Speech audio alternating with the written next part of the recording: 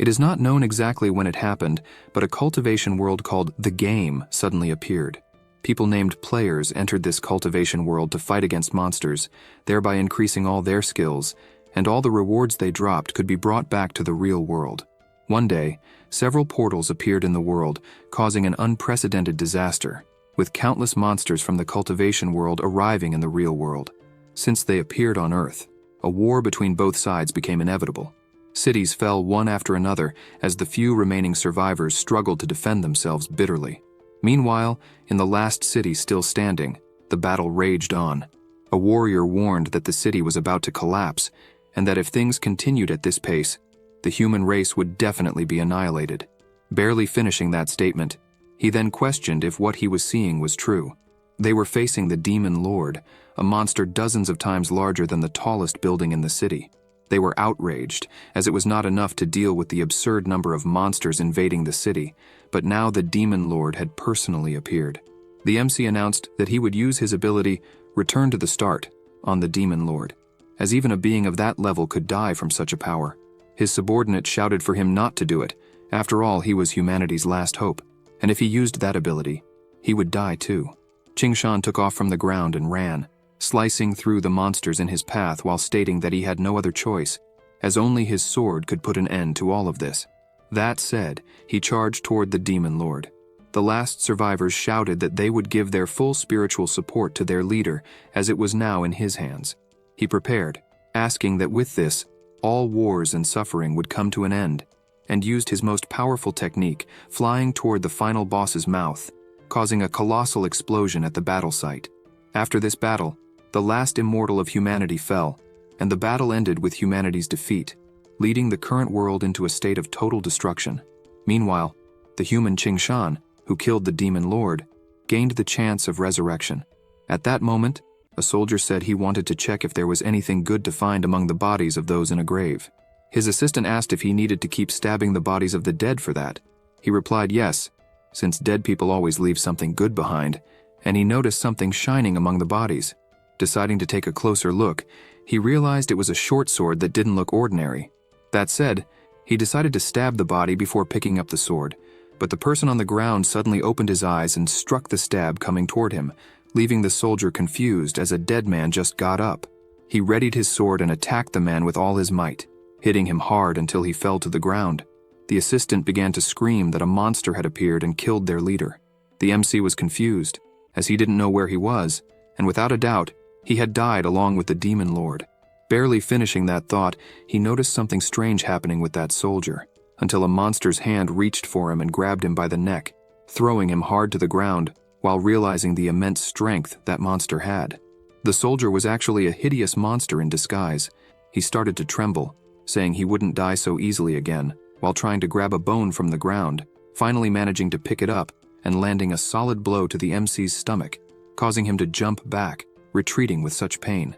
Qingshan began to get up, realizing that this monster was quite dangerous, and charged to attack, feeling irritated. He then jumped and drove his sword in with all his strength, finishing off the monster. He noticed that he was in a battlefield, perhaps signifying that he had resurrected from the dead, and it also seemed that he was not in the world he was in, but rather in the cultivation world called The Game. With this theory, he starts trying to call the system, but realizes that nothing happens, even after attempting to activate it several times. He finds this very strange, since the system should be responding. After all, it is clearly the cultivation world. Gordon, who was beside him, starts shouting, asking if the person in front of him is human or a ghost. He replies that if he has already killed any monsters, he should know that this is not the correct question to ask. The guy doesn't want to hear any of that and asks to see the badge on his waist. This leaves him confused, as he wants to see something on his waist, and he notices that he does indeed have a badge, which is from the cultivation world but from an old project. Gordon closely examines the badge and says that it really seems like a misunderstanding, as this brother appears to be from the Xiaoqi camp, and asks him to follow, as they need to return to the camp as quickly as possible. At that moment, the MC notices a hairpin on the dead man's head and decides to take it for himself, noticing that the armor of these people is all leather, heavily used 10 years ago. Realizing this, he ties his hair with the hairpin and asks the bearded man what year it is. He replies that it is the year 681 of Yongping. Hearing this makes him sweat cold, as it is definitely the cultivation world from 10 years ago. Suddenly, the system finally appears, informing him that the present time has been confirmed and the flow of time is stabilized. With all this, the escape from the apocalypse was successful. The identity reset has also been completed successfully. His current identity is a soldier of the Vanguard Army, whose name is Ching Shan. He tries to process all this since he is apparently a soldier of this army. With that, the identity is confirmed, and he remains paralyzed, trying to understand everything. Another notification alerts him that the activation of the War God system was successful and that they will now restart the adventure path. Only then does he finally believe that he has really reincarnated. Still processing everything, he also tries to understand what this War God system could be. Suddenly, he hears a noise approaching and decides to look back to see what it is. It was a huge blue monster, causing Gordon to start screaming that they are both doomed now. The MC prepares, telling him to stay calm, as it is just a common monster. But upon landing a sword strike, he worries since it caused no damage at all.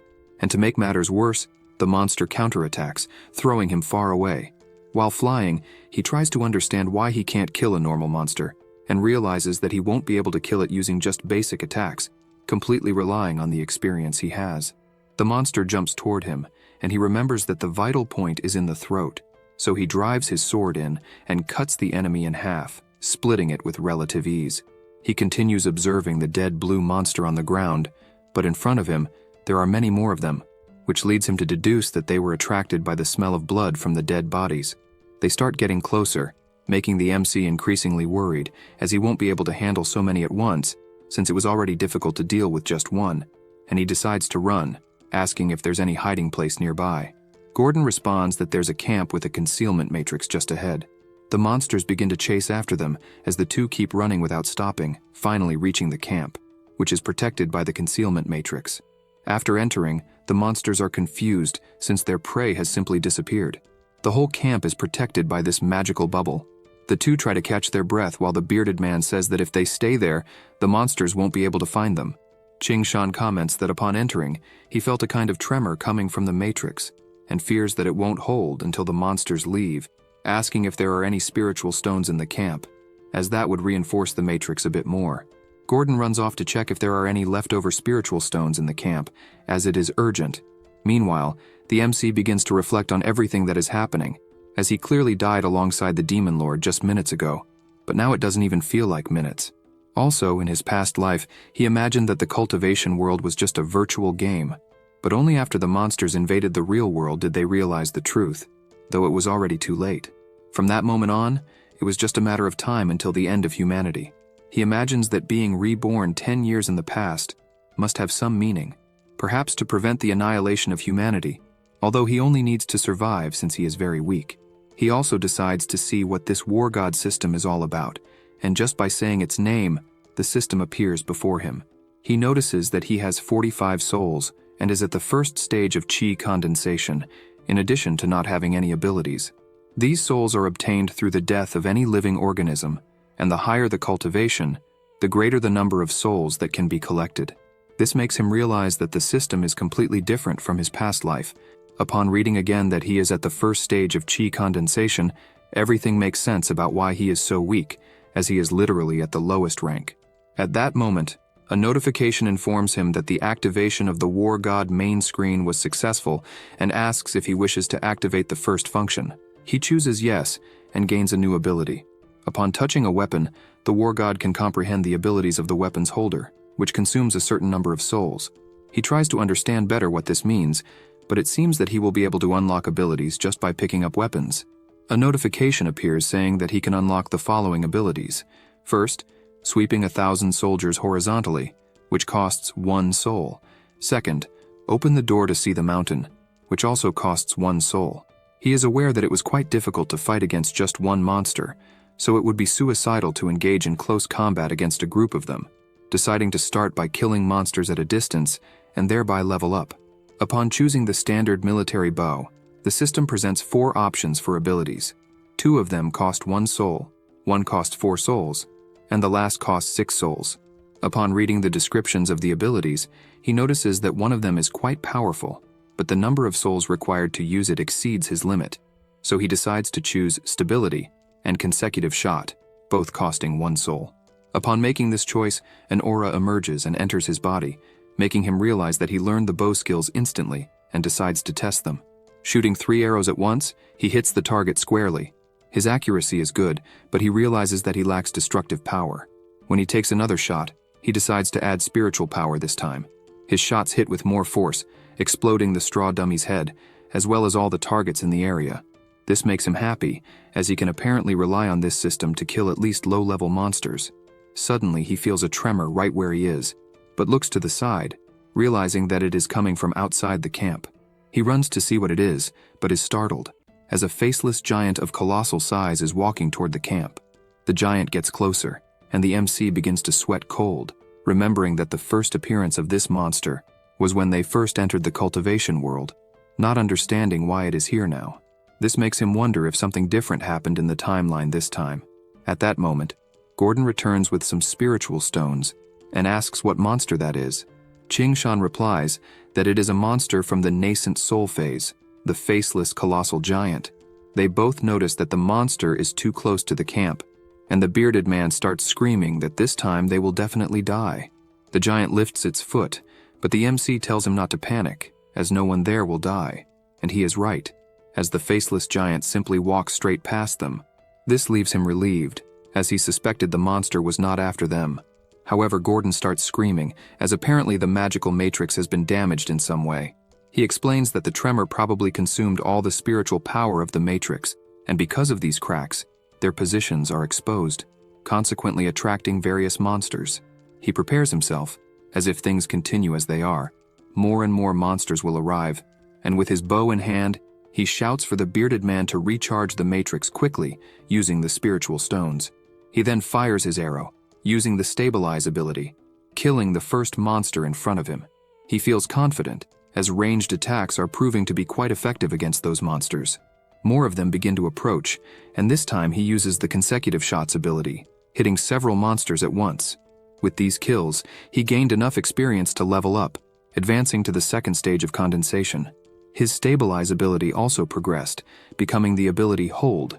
He finds this new mechanic very efficient, and he realizes that he can level up slowly but safely, although his real concern is the faceless giant, as he doesn't understand why one is there.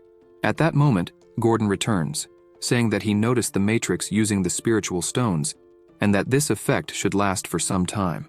Qingshan says he understands, but he worries that it might not work exactly like that. The bearded man decides to ask what he is worried about, since that colossal giant has left. He replies that a giant like that wouldn't appear alone, so it was probably accompanied by high-level soldiers, and he further explains that this concealment matrix does not work on high-level monsters. In fact, the faceless giant must have already noticed the presence of the camp, but for someone so powerful, it is indifferent to attack them. He senses that something big is about to happen. By the next day, they look outside the barrier and notice a lot of movement. The MC, who is at the top of the tower, thinks they took their time, but they finally arrived, and they apparently are the Steel Blood Demon and the Fire Snake Phantom. They continue to move around the area, just like the snakes that crawl. This makes him realize that they are in a hurry to get somewhere, and the direction is the same as that of the faceless giant. Knowing this, he jumps from the top of the tower and lands on the ground, asking where exactly these monsters are going. Gordon shouts for him to look at the sky, but barely finishes saying this when something crashes to the ground, making him yell, "What the hell is that?" It was a bird, which starts saying it is very tired, as it almost got caught. The two approach, trying to understand what it is, startling the animal, which screams that everyone there is human and immediately takes off flying at full speed, saying it needs to escape from the humans. Qingshan begins to chase it, as he cannot let an intelligent monster like that escape. He then jumps, preparing his arrow to use the hold ability. He shoots and hits the monster squarely in the chest, pinning it against a tree. This kill earned him 2 spirit points, and his current spiritual power is 3 out of 5. He approaches the monster and asks what that is on its neck, as it was making a sound. The stone says that the target continues to move south, and that the orders from the faceless giant and the bloodthirsty army are to attack with full force. This makes him realize that it is a secret command from the demonic army, meaning that this strange bird is a messenger, and apparently they want to start a war. What worries him more is that this isn't right, as he remembers every battle that happened in the cultivation world, and there was no conflict between humans and monsters in the early days. This makes him wonder if it might be a massacre to get rid of the current leadership, and he tries to remember which person in history was killed by such an attack. He asks what day it is today, and Gordon replies that it is June 7th. He remembers this date, when the Supreme Elder of the sacred sect was present. It was the day of the death of the Celestial Holy Maiden and the Supreme Elder, two high-level cultivators. The deaths of both should happen in the next few days. This fact makes him sad, as they were definitely high-level cultivators, and if they hadn't died, humanity might not have been obliterated by the apocalypse. He laments, as with his current cultivation power, he is nowhere near the level of those monsters. Suddenly he feels something strange, and the system informs him that the player Qing Shan has spent 24 hours in that world, so he will return to the present world. This scares him, as apparently the War God system can take him back to the present world. All equipment stored in the inventory can be used when necessary. His return begins. The MC starts to sweat cold as he is really going back to the other world. His teleportation takes him directly to the Changning Federation, appearing in the midst of many people. Upon fully teleporting, he notices that this is his graduation ball. In other words, this means he has returned to the world before the destruction. Suddenly, he hears someone calling his name, and when he turns around, he recognizes the voice. It is Shuer, his classmate. She says that Zhang Ye came to her just to say that he had something to tell her, and wants to know if it's true. At that moment, that guy arrives, saying that it is true, that Qing Shan really has something important to tell her. Everyone around starts to gossip, imagining that this will be a love confession. He remembers that, in his past life, Zhang Ye hit him with a ring that contained an aphrodisiac potion, right when he was about to confess, leading him to do perverted things with her. Because of this offense to the Su family, there was no longer a place for him in the Free Federation. This, in addition to losing her friendship, which ended with her just slapping him in the face. With no choices left, he had to leave for the Fuxi Empire, and knowing all this, he intends not to make any more mistakes. Zhang Ye asks him not to be afraid, and to say what he wants to say. He begins to speak, saying that he does want to say something. Everyone around starts laughing, as the show is about to start. The MC says it's something simple. He just wants her to come to his house to try his cooking skills. Everyone is in disbelief that this is it. She asks if this means he just wants her to have dinner with him, and if he has nothing else to say. He replies that it's just that, to have dinner or lunch with him. Zhang Ye approaches, asking why he didn't confess to her. Qing Shan asks him not to joke about it, as he would never do something like that. This frustrates him, as everything turned out differently from his plans. With this in mind, he says his good brother will help him out, giving him a little push, and heads toward the MC with his ring, but has his arm grabbed at that moment, spinning his body and throwing his colleague forcefully to the ground. He takes the ring from Zhang Ye's finger and asks what he planned to do with it. The guy asks him not to misunderstand, as it is just an ordinary ring. The MC imagines that in his past life, he didn't know exactly who his enemy was, but in this life, he can use the guards from the girl's family to help him. Right after thinking this, he asks if the colleague isn't going to confess after all, because if not, he will have to be tough about it. The girl is accompanied by old Li and Suyi, both of whom are her bodyguards. He politely asks them to look at the ring first, and the bodyguard is startled as soon as she sees it, telling the old man that apparently, it is a very violent aphrodisiac. Jouer is frightened upon learning this. The MC informs them that he doesn't know the exact reason, but someone wants to humiliate him as much as they want to humiliate Jouer. As for who that person is, it is easy to find out. Zhang Ye realizes that his situation has worsened and decides to flee the scene. The old man takes a deep breath and disappears with his high speed, blocking the boy's escape. He says that life is really tough and asks him to enter a sweet dark dream, grabbing the boy's head and asking him to reveal all the secrets in his heart at once. The MC asks if that is the ability chosen by heaven. She replies that yes, as her grandfather has the ability to hypnotize people. With this powerful ability, the old man asks, "Who wants to harm Shuer?" Zhang Ye replies that he doesn't know, as this person contacted him anonymously, and he just accepted it for the money. Qing Shan finally realizes that apparently someone is instructing all of this. Liang ends the hypnosis, as it seems the boy knows nothing. Zhang Ye asks the MC to consider the many years of friendship they had, pleading for him to spare him. He replies that he believes that it's time to end this fake friendship and kicks him squarely in the stomach, sending him flying across the hall. After doing this, he asks Suyi, if it's not too much trouble, to continue investigating the person behind this. She replies that she didn't even need to be asked. Shuer thanks him for the protection. The MC responds that she doesn't need to thank him, as he is also doing it for himself. She notices something strange about him, as he's different from before. Qingshan decides to check his system, as it apparently is still there, and realizes that the hourglass has reset, meaning he will be forced back to the cultivation world soon. He is still trying to understand why the monsters in the cultivation world are acting this way, as well as wanting to know who is instructing Zhang Ye to do these things. In any case, this system will allow him to enter both the cultivation world and the current world, and with that in mind, he will try to make the most of it to put an end to this apocalypse. They all go outside the hall, and Zhang Ye is being escorted by Shuer's guards while crying, promising that he will not do this again. The family's aircraft departs, and his classmate says goodbye, mentioning that they may see each other again soon. He bids farewell, imagining that the repercussions against Zhang Ye will be greater than those in his own past life, and with this outcome, he is happy to finally be able to rest at home. At that moment, another aircraft arrives at the location and lands beside him.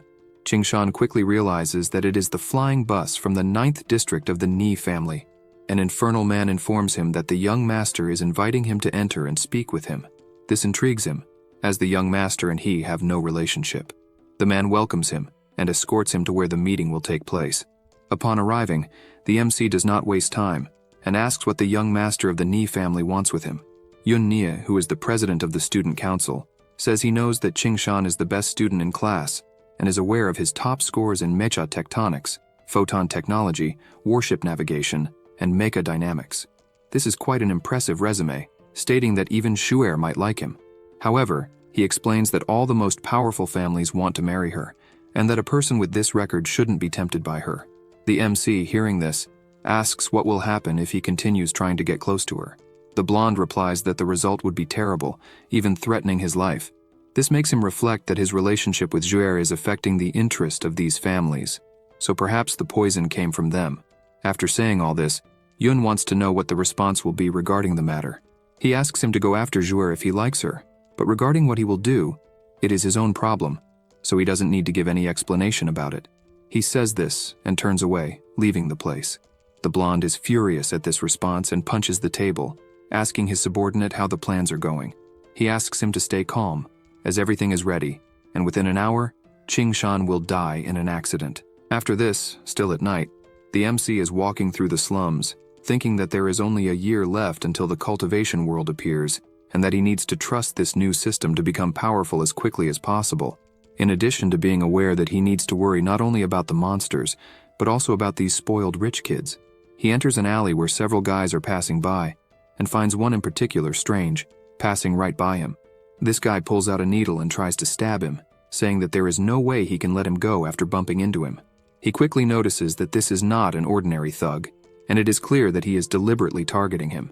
The guy tries to cut him, but the MC dodges and lands a solid hit on his back, throwing him hard to the ground. At that moment, he realizes that his spiritual power from the other world can be used in this world. The rest of the gang screams that the guy in front of them is not normal, so they need to kill him quickly. Qingshan asks if everyone there really has weapons. This only reinforces that they are not ordinary thugs. He then invokes his bow, as he will have to resort to a bit of power. Everyone starts shooting in his direction, but he quickly counterattacks using his magic arrows, which head toward all of them, piercing their chests. He stands up, surveying the area, and the only survivor begs for mercy. He aims his arrow at the kid's head and asks who sent those thugs to attack. The guy replies that it was the fierce tiger from the Ni family, who hired everyone there. This only reinforces his thoughts, as he knew that these rich kids would come after him. The thug also mentions that this fierce tiger is a martial arts master and urges the MC to run, as he stands no chance against that guy. This makes him imagine that if he could use his sword skills from his past life to fight, no opponent in this world would stand a chance against him. As he tries to recall, he feels a sharp pain in his head, deducing that the system is sealing his memories. A notification alerts him that the host has not yet broken the void's vigilance, and because of this, it is difficult to predict what will happen once he is discovered. He decides to ask when he will be able to restore those memories. The system informs him that he needs to transmigrate to the cultivation world 2 more times. Qingshan finds this problematic, as Yun may have failed this time, but will definitely send more people to hunt him down. And since he cannot use his sword skills from his past life, he will have to rely on the war god abilities that the system is providing him. Elsewhere, a guy smiles, saying that his plans for the MC that night will be memorable. The MC, still with the boy, asks if the name of the mastermind is really Fierce Tiger. If so, he states that he wants to speak with this person. The boy hands over his cell phone, saying it's no problem. He calls the guy, and upon answering, he immediately says it was a failure, informing him that he is still alive. The White Tiger, who is Yoon's butler, expresses surprise, as he didn't expect to see him taking the initiative like this, but warns him that even if this hadn't happened, he would have hunted him down until he was dead. He replies that it's fine, as he will be waiting at his own home, which, by the way, the goons should know where it is, and he asks them not to be late. He then breaks the cell phone while imagining that he will need to put an end to all the nobles before trying to stop the apocalypse, as they will get in his way. The thug asks if he isn't going to kill him for what he tried to do. He responds that leaving him alive is the reward for obeying everything that was asked of him, like informing who was behind the plan and even handing over the cell phone. This makes him cry, saying that he will take advantage of the second chance. After this, Yoon's flying bus lands at a casino. The bald man tells the young master that he couldn't bet the girl, as she is the main attraction, and asks for a discount. He asks if he is offending him because of the girl. The man explains that's not what he meant. At that moment, the Fierce Tiger approaches and informs his master that Ching Shan just called, provoking them. This makes him furious to the point of slamming the table, as he was told that there would be no problem regarding this. His assistant apologizes and states that he will handle this problem personally, leaving the area. Yoon can only imagine how the MC is getting on his nerves, and the man in front of him asks what the problem is. The blonde asks if he is interested in betting something more interesting this time. Extending his hand and showing a hologram, he says that his subordinate needs to kill a mere student named Ching Shan, and bets that he will die. Hode is aware that the blondie's subordinate is a master of martial arts, so killing a poor student would be easy, seeing no sense in this bet since it doesn't seem very fair. The girl beside him asks to place a bet. He worries, asking what they will do if they lose. She says that if that happens, they just have to kill all the members of the Ni family, give up the mission, and simply leave. After all, she has been fed up with this place for a long time. At the same time, a drone flies over the area to film. The Fierce Tiger arrives at the slums and ascends the floors to the corridor where the MC lives, stopping in front of apartment 2207 and kicking the door, telling the MC that he just arrived. As he enters the room a bit further, he asks how much longer the rat will stay hidden until he notices a glimmer coming from behind him and turns around in shock, as this doesn't mean good things. Quickly grabbing the arrow in surprise, his body is yanked back due to the power. He is surprised, asking if that was really an arrow. The MC praises him, as he expected nothing less from a martial artist, since he managed to block it. He says this and prepares again, gathering energy in his body. His opponent gets ready and dodges the first arrow. Then several more are shot in his direction, forcing him to roll to take cover. He is terrified, trying to understand how someone has so much skill with a bow. Meanwhile, the blondie watches from outside through the drone he sent. Hode is surprised that the MC is pushing the fight using his bow and asks who that kid is.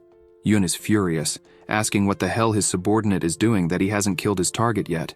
Through a call, he says he understood the order, but a new shot heads in his direction, forcing him to transform, making his whole body mutate, including his face, turning him into practically a monster. Ching Shan asks if this is the true power of his opponent, as it seems a bit interesting, and prepares himself as the White Tiger is coming towards him, grabbing the arrows in the air and breaking them. Happy about this, he asks if he has used up all the arrows he had and throws the tips back at the MC, who is forced to jump, dodging the attacks. The butler finds an opening, leaps to attack, throwing a punch that sends the MC crashing into the building wall, causing an explosion in the area. He prepares again and says that this strength is indeed a bit unexpected. The giant starts walking and warns that his target will die, no matter what. He charges and asks if the MC will be able to hide without being able to use the bow. He gathers energy in his arrow, jumps towards the Fierce Tiger, and strikes using the arrow as a weapon charged with energy. The Fierce Tiger starts screaming in pain, as this blow cuts a part of his body, but then he receives a kick to the face that sends him straight into the wall. The MC imagines he is in the second stage of chi condensation, so his power is equivalent to that of a martial arts master from that world. But the spiritual power in the cultivation world is much more powerful, and that's why he is managing to overcome him. He thinks about this and prepares, saying he has no more time for games, so he will end this once and for all. The furious assistant Ni picks up a piece of stone and shouts that he will not allow him to leave there alive, throwing it but missing the target. Ching Shan decides to use his strength ability with 3 of his arrows, combined with his consecutive shot, firing all at once in the shape of a spiritual anaconda, leaving the fierce tiger terrified, asking what that is, but gets pierced in 3 different places, falling dead and going straight to the ground, having made a hole in the top of the building. The drones are observing everything from outside, and the MC walks over to the hole in the wall, looking ahead and seeing the drone flying over the area. The robot notices something aimed at it, as it was him with his bow drawn, shooting his arrow and ending the connection by being destroyed. This terrifies Yun. Huode tells the young master that he doesn't seem to be doing very well and asks to end the bets there. He, clearly irritated, asks what he means by that, as he can face defeat calmly, leaving the casino and saying that it was a stroke of luck, but it won't be the same next time. Anna comments that the boy really doesn't know the limits of both heaven and earth, and that he didn't realize he lost the bet, saving his own life. Her guard immediately lowers himself, asking His Highness to please contain himself during the mission. She says it's fine, but it's hard to keep hiding her identity and asks to change the subject, such as what he thought of Ching Shan's strength. Huode responds that it's the strength of an ordinary person, not much above a martial master, but his fighting style is somewhat unique, and wonders if it's some unknown ability. She asks him to gather information about him immediately, and her guard wastes no time checking the Free Federation system, which has weak security. A brief description of the MC is that he is part of the Combat Armor Research Division of Chang Ning, a member of the Mecha Division. She notes that the boy is actually a mecha researcher, and this piques her interest, wanting to find a way to get closer to him. That night, in the Combat Armor Department, the MC arrives at the location and passes through the security system, as he has a free pass to enter. He walks through the area until he reaches where they are working with a mecha. As he approaches, he imagines that, in his past life, before transmigrating, the technology was much more advanced than at that moment, and he thinks he could take advantage of that to create powerful mechas that would be useful against the apocalypse. After all that technology is in his head, so he should confirm it later. After that, he passes through the residential area and keeps walking, as if he hides there. The Ni family won't bother him for a while. Scanning his hand and being well received by the system, he enters the new residence and throws his overcoat on the floor, going to the window and noticing that there are traces of underworld gases in the air, indicating that signs of the apocalypse are already appearing, meaning there isn't much time to prepare. He is aware that he will need to return to the cultivation world the next day, so he will use this time to train his cultivation. Sitting on his bed and concentrating, the system informs him that player Ching Shan has been in the current world for 24 hours, so he will return to the cultivation world. Upon returning, he already finds Gordon, who asks what he is staring at so intently. The MC notes that the cultivation world simply stops when he is transported to the current world, and this is wonderful. He also says that it's the same time and place as before his transmigration, and apparently, time in the cultivation world doesn't continue when he transmigrates back. The bearded man asks what the hell he is talking about, but the MC says it's nothing to worry about, imagining that at the moment, he cannot talk about what may happen to the 2 elite cultivators of that place. After all, in that new reality, everything is speculation. He turns and asks if there are any low-level monsters nearby. His assistant responds that there are indeed some monsters in the nearby forest and asks why. He replies that it's nothing major, and asks him to keep an eye on the camp in the meantime, running towards the forest. The bearded man doesn't quite understand, as the MC just runs off on his own, which is very strange. Once at the location, he begins to take down the monsters, gaining 2 soul points and reaching 5 out of 5. He continues his killing spree until the system informs him that the experience bar is full and his strength will increase to the 3rd stage. Now his current experience is 0 out of 15. He reached this point after taking down several monsters. He notes that it didn't take that long to reach the 3rd stage, but in the future, it will be problematic, as he will need an absurd amount of experience. A notification pops up saying that, starting now, the player will be able to use soul power to replace experience, and thus increase levels. This catches his attention, as soul power has a possessive trait, and if used, experience will no longer be necessary to level up. The system makes it clear that he must choose wisely. Reading this, he wonders if leveling up and comprehension are the same thing, and it seems both use soul power, making it even more important, although he still doesn't know what soul power is. The system explains that soul power is the fundamental power of conscious beings, signifying the origin of the soul. He is surprised by this answer and immediately chooses to use soul power to level up. The notification informs him of his choice and that he is one step ahead on the path of the god of war, encouraging him to keep striving.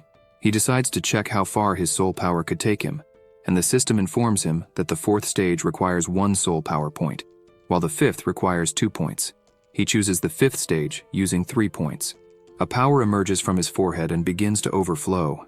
He feels pleased, as not needing experience to level up is something unique in the cultivation world, and as he watches the power overflowing, his body only reinforces his certainty that using soul power to progress is indeed the best choice. At that moment, he turns, as a noise catches his attention, and immediately jumps upon seeing something staring at him. A huge snake appears in the area. Qingshan, who is already high up in a tree, knows that this monster is a python, considered quite powerful among low-level monsters. He gets excited, as his current self can defeat this monster and will gain a lot of soul power from it. With that said, he jumps and quickly aims to charge his skill, Stabilize, landing a direct hit to the snake's head, thus gaining 5 soul points, bringing his total to 7. He notices that his strength has increased tremendously, and that he should be able to defeat martial masters like the fierce tiger, whom he faced in his apartment. Additionally, he is aware that the entire body of this monster holds treasures, and he should take advantage of that, starting by cutting into its body, but he doesn't notice a poison approaching, killing all the plants around him. When he finally realizes it, he wonders if it's the python's poisonous breath, then is startled to see a second snake nearby. He immediately fires his consecutive arrows, but the monster dodges all of them at high speed, leaving him frightened, as the snake sees through his attacks. To make matters worse, he gets bitten afterward, as he simply couldn't dodge, and worries because this isn't good at all. After all, the bite from this snake contains a powerful poison. His eyes begin to turn purple, and he realizes the poison is starting to take effect, needing to end this fight as quickly as possible, but feels his body trembling as he is growing weaker, and now he definitely won't be able to finish it. For this reason, he decides to bet on his most powerful skill to counterattack. With that said, he asks the system to learn the skill 2 swallows flying. The system confirms the purchase, using 6 of the 7 points he had available. He prepares while charging the skill, and the python prepares to attack. Sweating profusely, he imagines that this is his only opportunity, and that he needs to make it count, putting all his chips on the skill he just acquired. He charges his attack as the snake lunges at him, firing 2 powerful arrows, but it manages to dodge both, preparing to devour him next. The MC has no expression but then smiles, saying he has won this fight, as his arrows curve and are now heading toward the monster's head, exploding its body completely, and thus winning the battle. He grits his teeth, as using spiritual power has accelerated the spread of the poison in his body, worsening the situation, which is not good if this continues.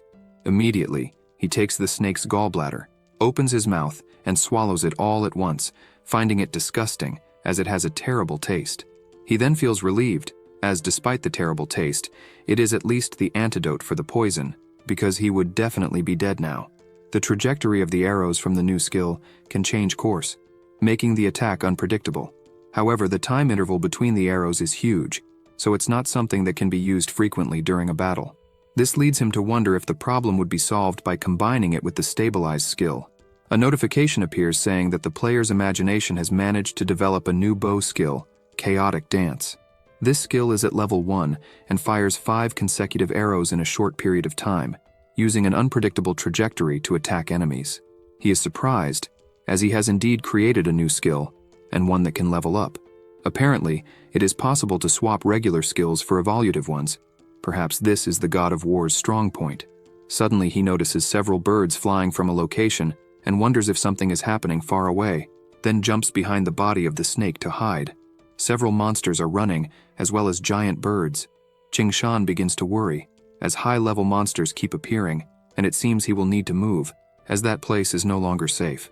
With this in mind, he returns to the camp and is greeted by Gordon, who welcomes him and is relieved to see him well, as he feared something terrible had happened. He says that everything is fine for now, but they will have problems in the future, explaining that several powerful monsters are gathering, and for this reason, he suggests they leave that territory, as it is occupied by the enemy. The bearded man still wants to rely on the concealment matrix to keep them safe, as if they leave, they will likely be caught, as the monsters are everywhere. The MC once again states that high-level monsters can see through this matrix, so no one there is 100% safe, and he asks Gordon to come with him if he wants to live. Gordon points a finger, saying no, as it was the MC who misunderstood, and shouts that if he wants to bail, he can go ahead, as he himself won't take a step from there. The MC asks him to understand the situation, as when the monsters arrive there, it will be too late. Already furious, Gordon doesn't want to hear any more talk, as he has been holding out for several days on this issue, and asks if the MC's brain has been so terrified by the monsters, commenting that reinforcements are already arriving, and that he won't stop him if he wants to rush off to his death. Qingshan takes a deep breath and says it's fine, as he won't force anything, with each going their own way.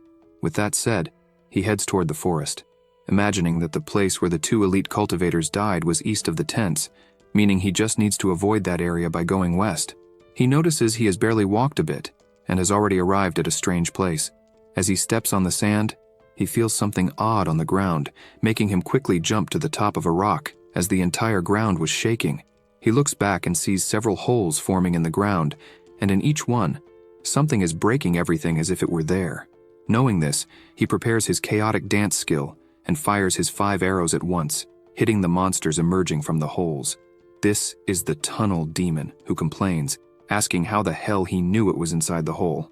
Qingshan confirms that it is indeed this monster, which, by the way, is excellent at killing on the battlefield, but he didn't imagine he would find some of them there. He starts laughing, saying that the monster camouflaged itself with dirt completely different from the location, suggesting that it should bring some old dirt to camouflage itself better, so no one could find them there. Suddenly, several voices start responding, asking if he is serious. This leaves him startled, as it can only mean one thing. There isn't just one but an entire team of tunnel demons, which is quite rare to encounter. But there is a good side, as their brains don't work very well, so he doesn't have to be too afraid. With this in mind, he says he won't talk much about it and asks everyone to return to where they were to camouflage themselves again, but warns that if he discovers where they are again, he will have to kill them. The monsters respond that it's fine and go back underground, trying to camouflage themselves once more. This leaves him relieved, as tunnel demons are definitely idiots. Barely finishing that thought, he hears someone thanking him for helping, which startles him, and he asks who the hell is there. It was Gongsun, the frontline general and supreme elder of the sacred sect. He asks him not to be nervous, as they are allies. The MC is surprised, as it really is General Gongsun there, and asks why he is in that area. The old man is surprised, as it seems the young man knows him, and imagines it will be easier to talk. He activates his 6-trigram concealment formation and reveals the location where he was. Qingshan is astonished, but expected nothing less from a grandmaster of formations, as he can hide an entire Taoist temple. Upon entering, the elder asks General Ning to come out, as the tunnel demons have left. She starts to walk, holding her sword, and asks what he is talking about, approaching the MC and saying that the strength of those monsters was not normal. In fact, even they were unable to handle it, so she wants to understand how he made them retreat. He explains that the monsters are indeed powerful, but their minds are not developed, and he used that to trick them. This piques her curiosity, and she asks who he is after all, and how he knows the weakness of these creatures. The MC introduces himself and says he is part of the frontline troops, and frequently faces all kinds of monsters, which is why he has some knowledge about them. Yue-chan says that's fine, as it makes sense. The elder imagines that Qingshan will fall in love with her, as she is a lovely person, and he would probably end up staring at her in a trance. However, he is disappointed, as he is not seeing any of that happen. The only concern for the MC is that he came from the opposite side, so he doesn't understand how he ended up finding the two there. This leaves him intrigued. After all, in his memories, the two do not meet there, and moreover, their deaths occur in completely different places, so he doesn't understand how the story has changed. Additionally, the demon army was well prepared and couldn't be avoided by the two, so something unexpected must have happened, until he remembers one thing. Bringing his hand to his clothes, he pulls out the messenger bird stone. Probably this message would be intended for the demon army, so it turns out that he himself changed the entire story. The old man is curious and asks what that pendant in his hand is. He replies that it is the message tablet of the demon army, which he coincidentally got by killing a wounded demon messenger. Gongsun bursts into laughter, as now it makes sense why the army stopped suddenly. Apparently there were communication problems, and he also says that this was as important as the help he provided directly with the tunnel demon. The girl remembers that, as this particular bird was wounded by her spiritual beast, but she also recalls that the strength of this messenger was no small matter, so she wants to know how he managed to kill it. He says he will show her how, looking to the side and firing using his consecutive shots skill, which riddles the large rock that was there. The general is amazed, finding this archery skill very cool, just as she also finds it incredible, although she doesn't show it. The MC thinks it's better to return to human territory, as the demon army is moving very quickly. They both agree, as they really need to get out of there. Suddenly the girl feels a strange sensation and coughs up blood out of nowhere, then collapses. The MC rushes and catches her waist in time, asking her to be careful. She, a bit embarrassed, just asks him to let her go, as she is fine. He, not understanding, asks what happened to her. The general responds that days ago, the army attacked them using poison, and Yueken's body was hit by several different poisons, and even though the detoxification pill was used, there is still a poison in her body that won't come out at all.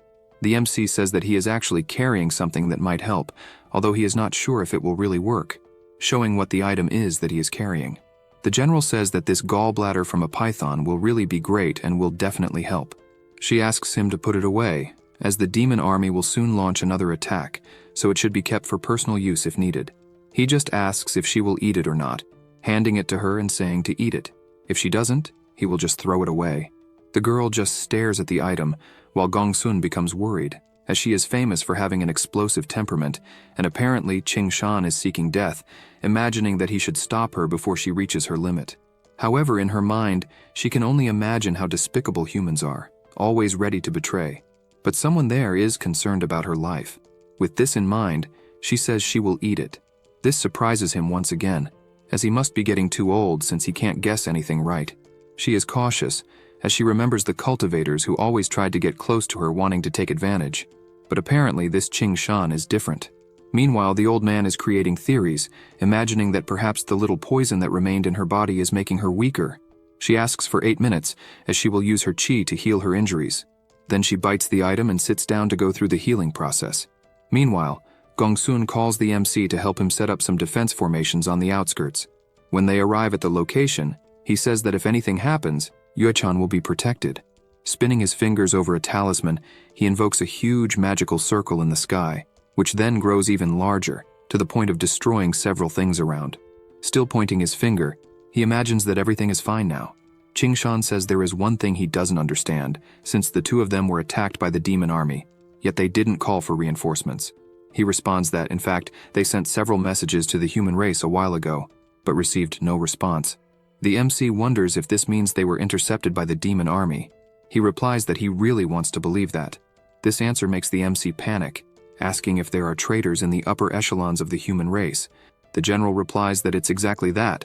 As soon as they went out to investigate, they accidentally discovered that there are spies from the human race within the high command. Things start to make sense to him, as it's no wonder that 2 legendary figures received no support, and this also means that the 3 of them are in danger, hoping that the demon army won't arrive there too soon. At that moment, in the camp hidden by the Matrix, Gordon is happily preparing a roast chicken while saying that Qing Shan is really an idiot, as there is food, drink, and comfort there, and he doesn't understand why anyone would want to leave to get themselves killed, until suddenly he feels a tremor occurring, turning around and asking what is disturbing his meal. But he is startled to see that it's actually the faceless giant approaching, crushing everything in the area underfoot. He just does that and continues on his way, leaving the wreckage behind. Back to Yo-chan, she continues her healing process until she spits out more poison, imagining that now there are no more traces inside her body and she will probably regenerate quickly, relying on her cultivation and the help of the python's gallbladder. She then gets up, relieved, as she has been through a lot, and heads toward the group. There is the general asking the MC to take the exam the next time he is about to enter his sect, and just mentioning the name Gongsun will help a lot. He thanks her for the invitation and asks Yuechan if she is all right now. She replies that she is, as the poison has been expelled and her wounds are almost all healed, thanking him afterwards, as the gallbladder was a great help. He responds that helping her is an honor, so there is no need for courtesy. After all, she is the key to dealing with the demon army. Helping her is the same as helping oneself. The elder interrupts, saying they need to leave, as the demon army could arrive at any moment. He barely says this when he feels a tremor throughout the region. The MC has a familiar feeling about it and spots the faceless giant, confirming his theory. He shouts as he can't get a moment of peace, and it seems they won't be able to avoid them. Yuekhan draws her sword, as if they can't avoid them. They should at least fight bravely until their last breath. He invokes his bow, as the captain is right. She notices that his bow is terrible, and shows her own, asking him to use it, explaining that it's called Night Rain, a legacy from her father, but she will give it to him as a gift due to the situation.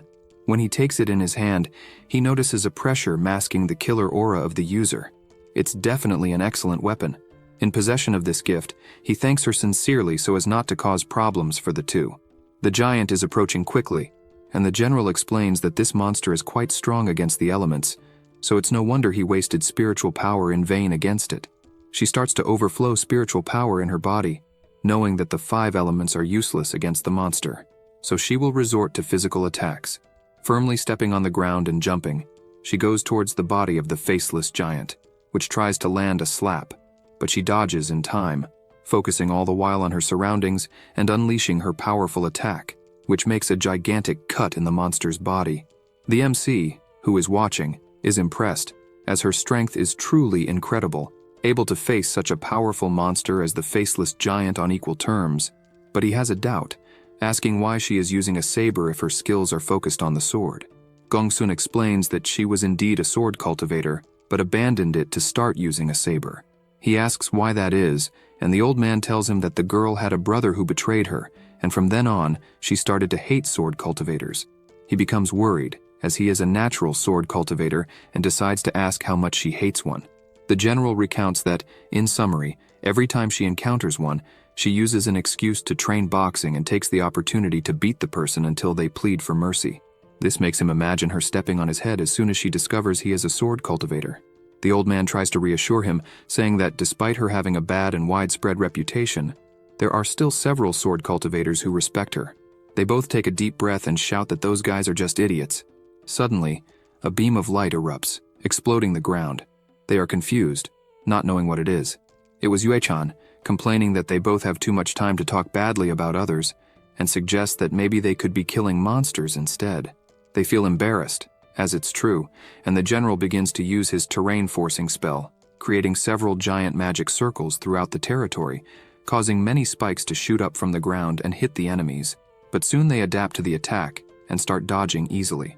The MC decides to join in as well and uses his ability Chaotic Dance, firing several powerful arrows that hit the enemies squarely. The system informs him that the player has killed the flaming demon serpent, which is a high-level monster, gaining 20 soul points and having 21 out of a maximum of 7. Then it explains that if the monsters killed are of a higher level than the player, the soul power limit will be ignored. This surprises him, as this type of mechanism really exists. Next, he is informed that the player has activated a special historical scenario, and the current conditions are suitable to start the scenario. Various notifications pop up simultaneously, startling him, as he is about to initiate the Battle of the Fallen. The fight continues fiercely, as he wonders if history will repeat itself there. The system requests to break the chains of fate and change the story, informing the mission summary and mentioning that Gongsun and Yue-chan are characters who have fallen and been buried in the depths, and changing their fates will alter the course of the story. Now, the mission's objective is to save both, and the reward will be the unique skill God of War, while also warning that failure in the mission will result in the player's death. This worries him, as he will need to save 2 people who are stronger than him, and if both don't survive, he would be killed anyway, even without the system intervening to kill him. He laments that he can't intervene in the battle happening right now between the girl and the faceless giant. He also notices that more monsters are approaching, and the 3 of them will be killed if they get surrounded. This makes him wonder how this mission will be completed. Gongsun shouts for the MC to start using the bow, as one of the monsters is approaching. He immediately attacks with his arrow, defeating the monster and gaining 20 more soul power points, having a total of 41 at the moment. Knowing this, he imagines that he should unlock the God of War skill on the Night Rainbow, then asks for the bow's skills to be opened.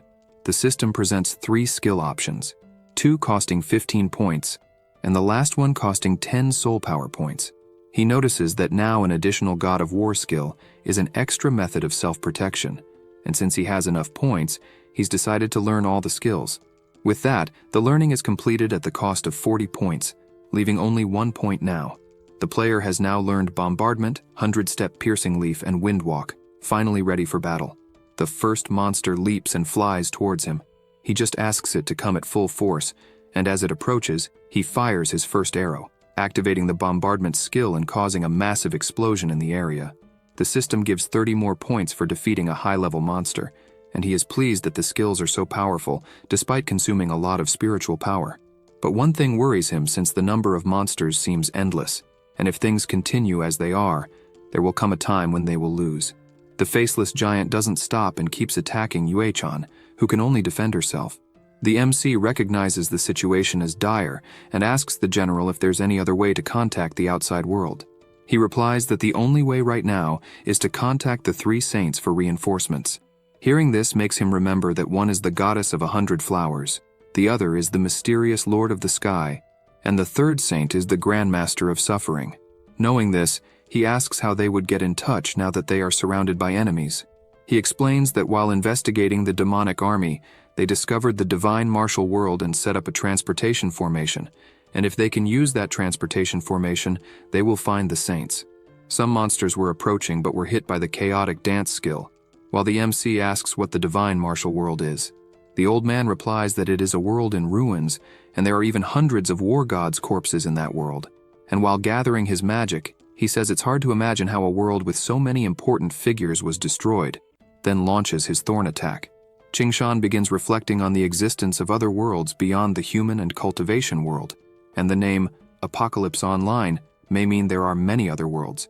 With this in mind, he shouts to the general, asking him to take advantage of the gap and escape while he provides cover. He, tired, says it won't be like that, and asks him to complete the task in his place. The MC notices something strange about his appearance, and asks if something is wrong. He comments that he was wounded earlier by the demonic army, and is using his formations to avoid dying for now, but the wound was inflicted by the demon lord, so this being can sense his presence, and perhaps he won't last much longer.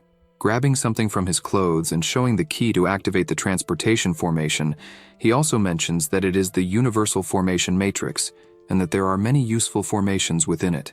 The MC, worried, asks how much longer he can hold on. He replies that only half a day, and after that, the formation will collapse, and he will fall as well. Qingshan says he understands, and asks him to wait for him, activating the portal and hoping the saints are alive, then teleporting away until he disappears completely from the place. Upon reappearing, he receives a notification that he is entering space-time turbulence and that he will proceed to another world, falling in free fall while wondering what the hell kind of place this is, and also noticing a person on a stake without knowing who it is. In this strange place, with several skeletons around, he sees a huge pile of these monsters trying to reach that person until the man opens his mouth and unleashes a powerful green curtain towards the skeletons. The MC is surprised, as from above, he notices all that power covering a large area. This being notices someone flying in the sky and starts shouting for help, saying that if he does, he will grant him the power to be indestructible. Qingshan keeps his focus ahead as he has a task to complete and cannot let himself be influenced, flying at full speed until he passes completely through the portal again. The being shouts furiously, saying it's a curse, as it's been 200 million years since a life form appeared, and let him escape, going back to watching the skeletons trying to reach him. After this, the MC arrives at the divine martial world and descends to the top of a rock. He is startled by the place, wondering if it's really the divine martial world, as it looks more like a battlefield, until something catches his attention. Looking to the side, he notices several beasts fighting each other, along with some specific monsters that are clearly on another level, which worries him since this place is completely overrun by monsters. Suddenly he hears a scream and, looking down, realizes that there is something among the monsters. It was warriors trying to fend off the monsters, but one of them gets distracted for a second and is pulled by the tongue of one of the monsters, being devoured shortly after. One of the warriors shouts for them not to get distracted and to keep killing the monsters. Qingshan realizes that these people must be the saints the general mentioned, as all these cultivators are from the Foundation and Golden Core stages, and he imagines that the help of everyone there will be necessary if he wants to complete his own mission. But looking at the level of the monsters, he gets discouraged, as his bow is not powerful enough to take down these monsters, and he decides to stay calm because he needs a plan.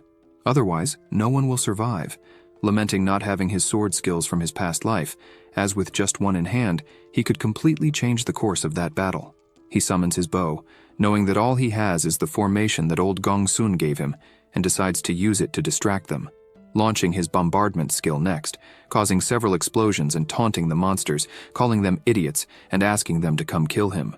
The warriors are confused, as they have no idea who this guy who just appeared is, but at least it works, because the monsters have shifted their attention. He decides to divert soul power to his legs, thus gaining speed, jumping with all his strength and crossing through the monsters with his high speed. He is aware that the monster's advancing speed is fast, but even so, he activates his imprisonment skill, with several magic circles appearing beneath the monsters. He finally activates it after preparation, temporarily trapping the monsters in the area. Immediately, he shouts that he is an envoy of General Gongsun and warns that the imprisonment won't last long, asking them to advance through the demonic army, as he will activate the hidden formation. One of the cultivators is pleased, as a formation master has appeared, and now they can be saved, except for one person who is thoughtful about it, but decides to follow the instructions, activating their skill and creating a passage with ice protection. The MC immediately starts reciting his incantation, positioning himself and asking for the portal to open. Several green lightning bolts appear in the area until everyone is teleported. The monsters finally break free from their imprisonment, but are confused as there is nothing left there. One cultivator feels relieved, as he is now safe. Tianxing introduces himself, saying he is a legitimate successor of the Alkaio sect, and thanks the MC on behalf of all the cultivators who were saved. The MC asks to skip the formalities because he has something important to report, introducing himself and saying that the general gave him a mission, asking for everyone's help. After explaining what's happening, Tianxing asks if the general was really surrounded by so many monsters and now needs reinforcements to save himself. He responds that that is exactly the case, and for that reason, he would like to ask them to protect him until the teleportation formation is completed, so they can get reinforcements. Chung comments that the distance to the teleportation formation is huge and that they will probably be annihilated before they can get there. The MC stands up and says that this hidden formation won't last much longer, so they will definitely die if they stay there. But with luck, if they can reach the teleportation formation, they will have at least a glimmer of hope. This leaves everyone deep in thought, including Tianxing, who stands up and says that cultivator Qingshan is right, since they must bet everything on getting out of there, asking everyone to trust this plan just as they fully trust him. Everyone agrees, as the vice general has more experience, and if he agrees, so do they. The redhead says the same, as doing this cannot be worse than death. The MC imagines that if it weren't for Tianxing's leadership skills, everyone would probably refuse until death. The vice general then asks them to move until the objective is completed. Near the portal, they all proceed as planned. Qingshan is surprised because the vice general really left the rear, which is the most difficult position for himself, and he must definitely be a trustworthy person. Suddenly, the other cultivators ask them to wait a moment, informing them that there are monsters blocking the road ahead. Tianxing gets furious, as this is the only path to the transportation formation, and they will probably need to fight if they want to move forward. Wu Jin, who is a martial arts cultivator, prepares himself and says he will be the vanguard, charging ahead and delivering countless strikes to the monsters in front of him. Then, Malu appears spinning his staff and lands a solid hit on one of the monsters' heads. The rest of the group joins the attack, starting with the first one piercing a monster's chest and the second one cutting the monster blocking the path into pieces. The MC and Tianxing stay back and ask him not to advance, as he noticed that he is still in the chi condensation stage. The MC says it's fine and that he will assist from a distance, activating his earth spirits and commanding them to listen to his orders, splitting the ground in two and swallowing the monsters that were there. With this, the vice general sees an opportunity and starts slashing through everything in front of him, then jumps and shouts that the transportation formation is not far. Qingshan yells for everyone to run there, but suddenly something appears in front of the group, leaving everyone scared as they just stare at a strange flower that appeared in the area. This makes the MC start sweating, as the flower, which was closed, opens and a being emerges from within, as if it were a demon, releasing a curtain of smoke that covers the entire area and heads toward Malu, who becomes confused as he doesn't know what it is, but panics as he inhales the smoke, since this demon is whispering in his head, leaving him paralyzed. The monsters receive the order to kill the human and immediately devour him, leaving his comrades horrified. Then, the curtain of smoke heads toward the MC, and he panics as the vice general jumps in front of him, but this time he doesn't understand what happened, as when he looks back, He notices that it's a succubus, and she is on Qingshan's shoulder. The monster starts trying to possess him while the vice general shouts for him. The MC tells him not to worry and to just attack the succubus right away. He closes his eyes and prepares several ice spikes, launching them toward the MC, who grabs an item in his hand and uses the escape formation, disappearing at the last second as the ice spikes hit the monster directly, which turns back into smoke again. Qingshan appears behind him, telling him not to be careless, as regular attacks are completely useless against that kind of monster. Startled, the MC asks what kind of creature that is, as when he looks at the monster, he notices it has completely recovered its previous state. He explains that it's a succubus demon, a soul thief, undead, and practically invincible, and warns that their only chance now is to simply ignore all the monsters and cross the portal. Then, he shouts for all the cultivators to retreat so they can regroup and push through the monsters. Wu-Jin says he understands and goes to clear the way, but he gets scared as something tiny starts jumping on his body until it leaps at high speed and enters his mouth, delivering several blows from the inside and causing him to vomit a lot of blood. The MC shouts that this monster is the little heart-stealing ghost, but everyone is traumatized as it completely finished off their companion. They panic because the monsters are very strong and decide to run, looking back and noticing that the monsters aren't moving. The MC finds this very strange, as it doesn't make sense for them not to be chasing.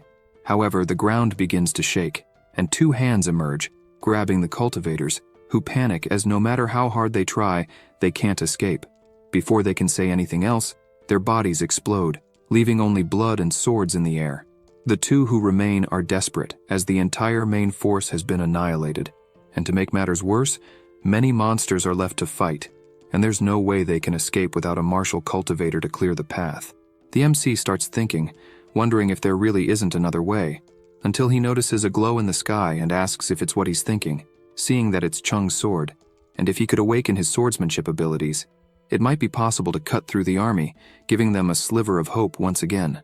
The sword lands in front of him, and he quickly realizes that the material is excellent, and that it could definitely kill those monsters. The vice general turns and asks if, by chance, he knows swordsmanship. He replies that he knows just a little, and as he touches the sword, all he wishes for is that his abilities be restored. The system appears, informing him that this is an unknown world. The monsters in the space-time vortex were not found, the location is considered safe, and the protective measures have been removed, beginning the restoration of memories. He starts sweating, as the notification says that the detected host knows 1,532 types of sword movements and can spend his soul power to awaken his swordsmanship ability. He immediately tells the war god system that he needs to awaken his memories. His memories begin to resurface, like when he was mocked at first for not even being able to learn the first 3 steps of the wind slash. Then, he is praised for being able to kill the enemy monsters, and should receive the secret wind slash technique, thus becoming the immortal swordsman. After recovering all his memories, he says that he's back, thinking that he's finally the immortal swordsman, Qingshan Gu. Tianxing is shocked, wondering if the MC really is a sword cultivator, even though he had been using a bow earlier. Still startled, he asks what he is. Qingshan simply tells him to get ready, as he's going to completely break through the monster siege. This leaves him even more shocked, asking how that's possible since neither of them is strong in close combat. The monsters continue to approach, and he tells him not to worry because he will clear the path, asking the war god system to use his current soul power to unlock the wind/sword technique, the Kai Shan style, and the secret water flow/ technique. The system informs him that the cost will be reduced to a minimum, since the user has vast knowledge of all the mentioned techniques, thus consuming 20 soul power points.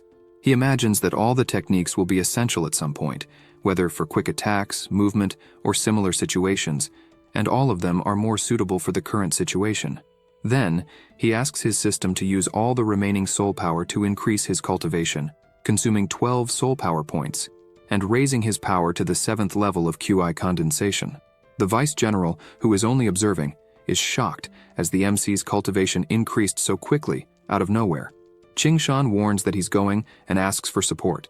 He says okay, but still can't believe he's a sword cultivator. The MC simply positions himself and leaps, heading toward all the monsters, using his wind/sword technique. His attacks land several slashes throughout the battlefield. Meanwhile, Tianxing watches from afar, unable to believe that he's witnessing this level of swordsmanship. The MC asks him to follow, and he replies yes. Both now proceed through the monster army until something catches their attention as a new monster begins to appear. This is the Rot Devourer demon. Its size is so colossal that it even starts devouring the other monsters present. He tries to land one of his strikes, and the attack goes toward the monster, but it has no effect on its skin type. Tianxing panics, as normal slashes won't work on this monster, and it worsens as the giant green creature attacks with its tongue, which heads toward the two of them. The MC throws his companion aside and is grabbed by the demon, which pulls him toward its mouth and devours him. Still in despair, he acknowledges how strong Qingshan was, but it won't be easy for the two of them, lamenting that today they will likely die in this world. He is startled when various flashes of light appear from inside the monster, and an explosion is caused from the inside out, sending pieces of its body flying everywhere, leaving only the MC standing in the spot. He laments that a move of that level may be too much for his current body, but on the other hand, he's pleased that he managed to obtain the demon core, which will certainly help them get out of this situation. Tianxing places his hand in his robe and throws a pill into the MC's hand, saying it's a medicinal pill and will help restore spiritual power. He asks if there's more than one so they both can take it. The Vice General replies that unfortunately it's the last pill and tells him to take it, as it will be more useful for him. The MC thanks him and takes the pill, recovering his energy and saying he's going to end this siege. Walking toward the monsters and preparing, thinking that with his current spiritual power, he might be able to use a specific move here.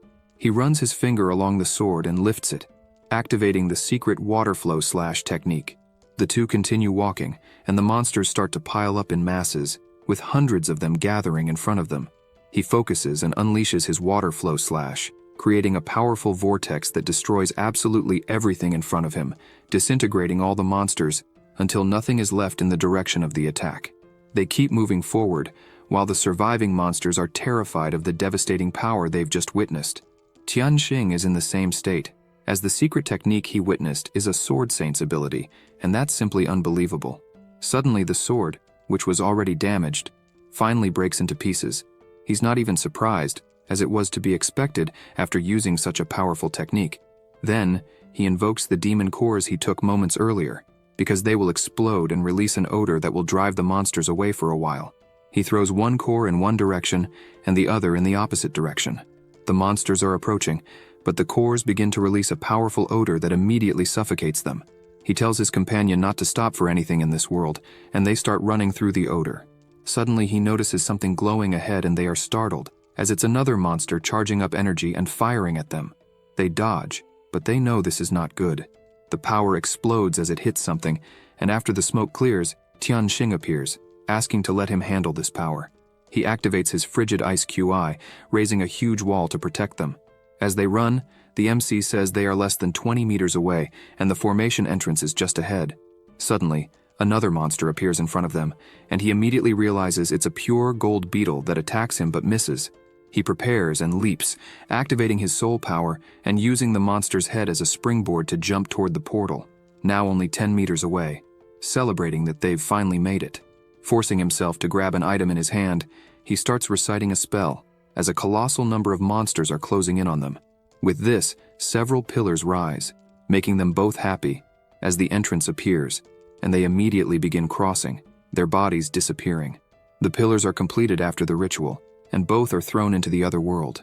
He imagines that the transportation formation will be activated when the token is inserted, and now their mission is to ask for help from the three saints, as they will be crucial in the Battle of the Fallen.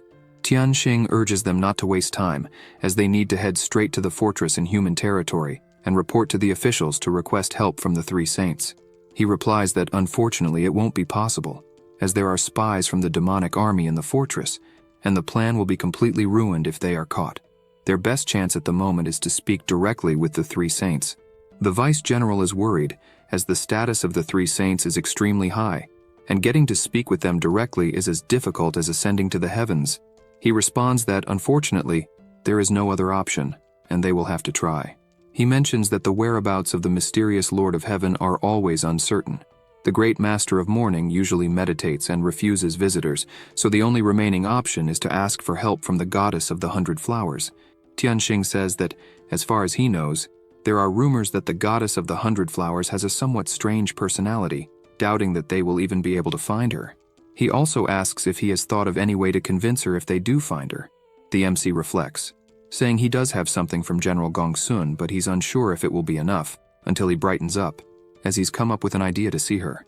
His companion is confused, not understanding what this means, and the MC says they're simply going to take on the 100 Flowers ranking. About this story, there is the goddess of the 100 Flowers, the most powerful human, whose strength is at the pinnacle of the Holy Realm. With just a small push, she would be able to transcend the Holy Realm and reach the never-before-seen unknown realm. This goddess ended up creating her own country, thus establishing the 100 Flowers sect. Her personality is hard to understand, as she constantly creates all sorts of problems for people to solve. And over time, the 100 Flowers ranking was created. In short, if a cultivator surpasses this ranking, they can make a direct request to the goddess, even having a chance to become her disciple. For this reason, the number of people who show up to participate is colossal.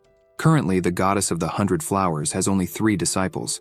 With all this in mind, Tianxing asks if he's really going to try, since, as far as he knows, no one has completed the ranking in decades. He replies that, unfortunately, it's the only opportunity they have, and asks his new brother to help him, as one more person is one more chance. The Vice General immediately agrees to help.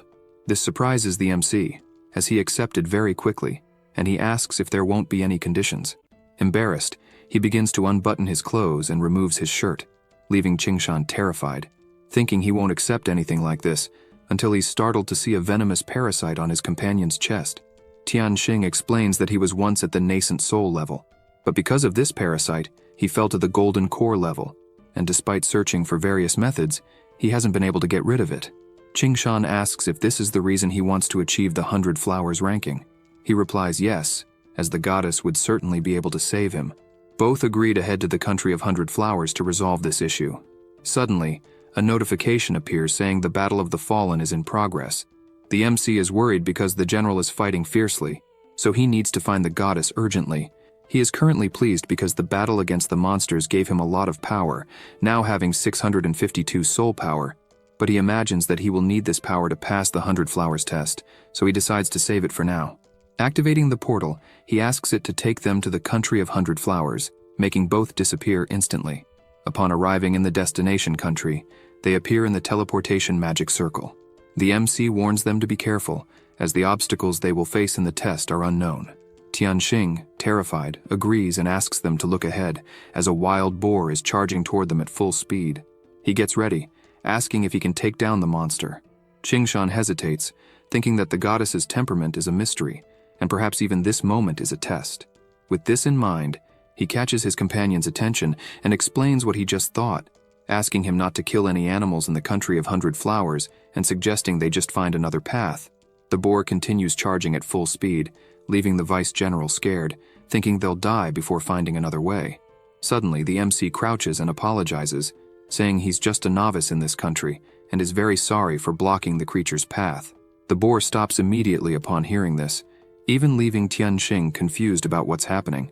The MC asks the senior before them to continue their way, as they won't disturb him anymore, and the boar, sweating profusely, simply changes direction and runs off again.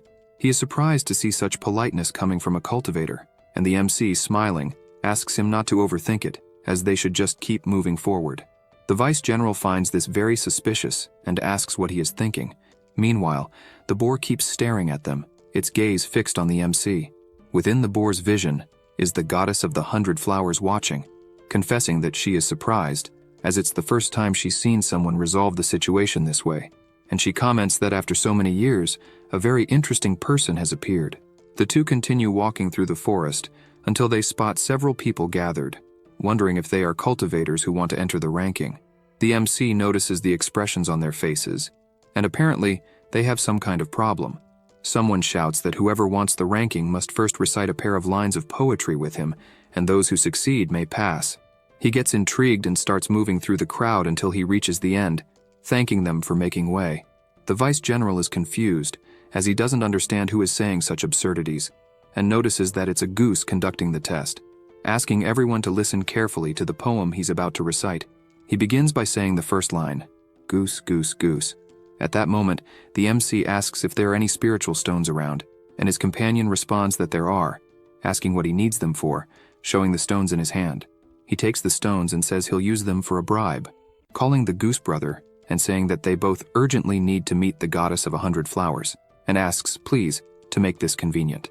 The goose completely changes its expression, asking who he thinks he is, giving such vulgar things instead of completing the lines of the poem, and asks what kind of person he thinks he is.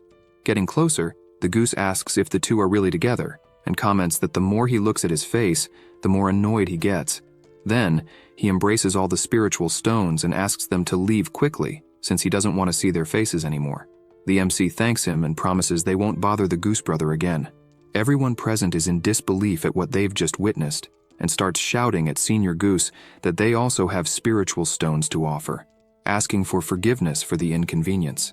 The goose completely changes its expression and orders them to disappear, leaving the cultivator scared, asking why the other two could pass and they couldn't. The goose replies that both of them were handsome, while the rest are so ugly that even their own mothers must be afraid to look at them. The chubby one leaves crying, saying he's just been bullied. The examiner calls them all useless and orders them to continue reciting the poem. Already far from there, the two continue walking. Tianxing says he didn't imagine that the white geese of the 100 Flowers country were so different. The MC says that it wasn't an ordinary goose, since it's the first disciple of the goddess of 100 flowers, Yingtian. The vice general is surprised, asking if the first disciple of the goddess is really a white goose. He says that's exactly it, and for that reason, the goddess is unfathomable, mentioning that they can reach the palace by crossing the river. They notice there's a boatman up ahead and decide to ask for his help to cross the river, politely asking for assistance. The old man on the boat asks if the two are after the 100 Flowers ranking, tapping his pipe on the boat and making it clear that they will need to pass his test first. The MC politely asks for the instructions, and the boatman shouts that there's a big black fish in this river, and all they need to do is help him catch this fish and bring it up. Tianxing asks if it's really that simple, and the old man replies that yes, it's that simple. Qing Shan already finds this strange, thinking there's probably a trick behind it. Just as he's thinking this, his companion takes off his shirt, asking to leave the test to him since he's an excellent swimmer. But before the MC could warn him of any possible danger, he jumps off the bridge, diving straight into the river. The old man comments that he forgot to mention the big black fish is at the peak of the Foundation establishment realm, so they'd better be careful. Qing Shan tells the senior that this must be some kind of joke, but feels the immense pressure coming from the water, and notices a huge whirlpool, which makes him even more worried. A shadow emerges from beneath the water and attacks Tianxing, who tries to block with his ice, as well as attempting to freeze the monster's mouth. Qing Shan starts shouting for his companion to get out of there, since ice of that level won't be enough to seal the fish's mouth. Then, he grabs his bow, and after aiming, fires his arrow straight into the monster's head, following it up with his bombardment attack, bombarding the giant fish, which starts complaining that it hurt a lot, and says it doesn't want to fight at all since the arrows hurt too much. The vice general is surprised because apparently the monster is quite fierce, and the MC comments that it seems this fish can speak the human language. With the black fish defeated, the old man prepares his knife and delivers several blows. The monster continues to complain that it hurts, but it's no use. After cutting all the meat from the monster, he begins to separate it onto a plate while the black fish, still alive, complains that they could be a little gentler with him. The two watch the fish all sliced up, but the boatman tells them not to feel sorry for this demon fish, as it deserves death by 1,000 cuts. He explains that this demon fish was already in the last stage of the Ascendant Realm, just steps away from becoming a saint, but because it couldn't control its gluttony, it ended up devouring 5 islands. Because of that, all living beings on the islands were eaten, totaling over 100,000 humans. As a result, the goddess sealed its cultivation and gave it strong regeneration. Now, it can only move on to the next life by enduring the pain of death by 1,000 cuts, 100,000 times. With that said, the old man asks if it was the 7th or the 5th time, noting that it doesn't make a difference, but it's probably the 5,000th time. The black fish gets furious, asking him to think about it more carefully. The MC finds this punishment very satisfying and didn't expect anything less from the goddess. The boatman says there's no need to flatter her, and adds that she despises those who seek the ranking without even having strength, telling them to leave immediately if they think they are unworthy. He responds that they can't go back, as they are only there because they truly need to be. The old man stares at him and says he liked the look the boy gave, but warns him that he will have to take the first place on his own, meaning the two will have to part ways eventually. This surprises both of them, and the vice general comments that the 100 Flowers ranking includes all kinds of difficulties faced by humanity, so they should choose what they think is best to increase their chances of securing first place, and he tells the boatman that he'd like to try the ancient artifacts test. The old man says that for this test, he doesn't need to cross the river, so he should jump off the boat. Tianxing can't believe he has to swim again. He explains that 100,000 years ago, during the primitive period, the god of fire and the god of water had their final battle there, resulting in both their deaths, and these relics are underwater. So all he has to do is dive in and grab some pieces. Hearing this surprises him because apparently the relics are truly there, dating back to the era of the gods. The boatman asks what's so surprising about that and hands him a willow branch, saying it will help him enter the water. He thanks him and wishes the MC all the luck in the world, who also thanks him and asks him to be careful when entering the water. Tianxing goes to the demon fish, which now only has its head remaining, and asks if it knows where the relics are since it lives underwater. It responds that it knows them, like the back of its hand. This makes him happy, and he asks it to lead the way down below. The old man thinks this is a brilliant move, using the fish to locate the relics. Before he can finish the thought, Tianxing grabs the fish and jumps into the water to take the test right away. With only the MC remaining, the old man asks which test he will take. He responds that he'd like to take the sword test, which surprises him, since he doesn't see the cultivator carrying any sword. The MC explains that he may not have one in his hands, but he has one in his heart. Lubin asks what good is a sword only in the heart, and tells him to grab the one he has there, and immediately warns that the sword test is the hardest of all the tests, and for that reason, he'll have to do a small test here first. The MC says that's fine. The first question is, how many sword movements are there? The MC answers that there is only one. This makes him curious, and he asks what that movement would be. He responds that it is the movement that kills. Simple. Lubin finds this simple as that amusing and smiles, as he liked the answer, and asks him to kill him with that simple movement. Saying that he will control his strength to the mid-stage of the Foundation realm, Qingshan finds the aura concealment ability fascinating, but warns the senior that he shouldn't have given him a sword. Taking it, he stabs it into the ground and delivers several attacks, which jump out of the boat and head toward the boatman, who notices the attacks approaching, even while concealed. The MC senses his presence and makes a quick leap from the boat. Lubin, who is flying, realizes there's no one in the boat and asks where he is, only to be startled when he sees the sword pointed at his head, with the MC informing him that he is right behind him. Surprised by what he just witnessed, Lubin smiles and says that with those skills, he passed the test, stating that he will take him to obtain the sword ranking. The MC asks to let this mere junior at least row the boat, but he says it's unnecessary, twirling his pipe and mentioning that he will take him directly to the location. He makes some hand gestures and stamps his foot on the ground. A huge magic circle appears, leaving Qingshan impressed, as he is casually creating a teleportation formation. And definitely, the boatman is stronger than General Gongsun. He activates his ability, and a pink aura envelops them, transporting them to another location at high speed, arriving at a small town. A person appears to greet them, asking if he is the one who is about to receive the sword ranking, and is surprised, since there is only one today. Lubin responds that yes, as the other people weren't capable enough, and if he let them in, they would only contaminate the spiritual power of the place. She says she understands, and asks them to start, explaining that inside the screen, there is a primitive sword formation, and the task is to enter and find the sword spirit. This makes him thoughtful, as the primitive times were an era belonging to the gods. Everything passed down from the primitive times carries an enormous amount of power. The woman explains that the sword formation was subdued by the Lord, but the true sword spirit has never been found. He says he understands and wants to enter. She gives one last warning. Inside, there are 11 specters of the gods, and he must never offend them, as even she couldn't save him. The MC says he understands, and his body begins to fade until it disappears completely. The Guardian comments that years have passed, and even so, she still cannot discover the key to this formation, hoping that the MC can provide her with some ideas.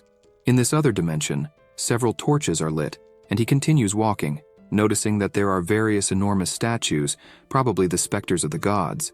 He observes the equipment of the statues and confirms that they are ancient sword cultivators. As he walks, he arrives at a specific statue, which has divine engravings of the highest possible level on its sword. The power of a single small line can change the earth and the sky.